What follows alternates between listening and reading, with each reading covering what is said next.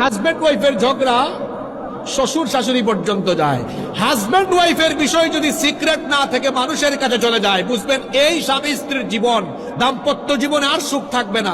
Husband ওয়াইফের মধ্যে মান অভিমান হবে, একদিন দুই দিন কথা বলবে না, কিন্তু এই খবর হাজব্যান্ড ওয়াইফের বাইরে তৃতীয় ব্যক্তির কাছে যাবে না। কথা বুঝতে পেরেছেন কি বলেছি? তৃতীয় ব্যক্তির কাছে যাবে না। মনে করেন রাগ করে ফেলছেন, রাগ করে দুপুরবেলা খায় নাই, রাগ করে সকাল থেকে সন্ধ্যা পর্যন্ত কথা বলে না, কিন্তু এই খবর যেন তৃতীয় ব্যক্তি না জানতে পারে। তৃতীয় ব্যক্তি যখন হাজবেন্ড ওয়াইফের খবর শুনবে, মনে রাখবেন আজকে বলে গেলাম, এই দাম্পত্য জীবনে আর সুখ থাকবে না।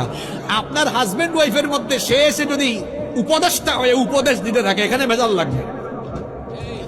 নিজের স্ত্রীকে নিজে কন্ট্রোল করুন, এবং বোনদেরকে বলছি নিজের স্বামীর খেদমত করুন, স্বামীর সাথে ভালো আচরণ করুন। হাজব্যান্ড ওয়াইফের মধ্যে ভালোবাসা যত বাড়বে, ঘরের মধ্যে বরকত রহমত তত বাড়িয়ে দিবেন কে?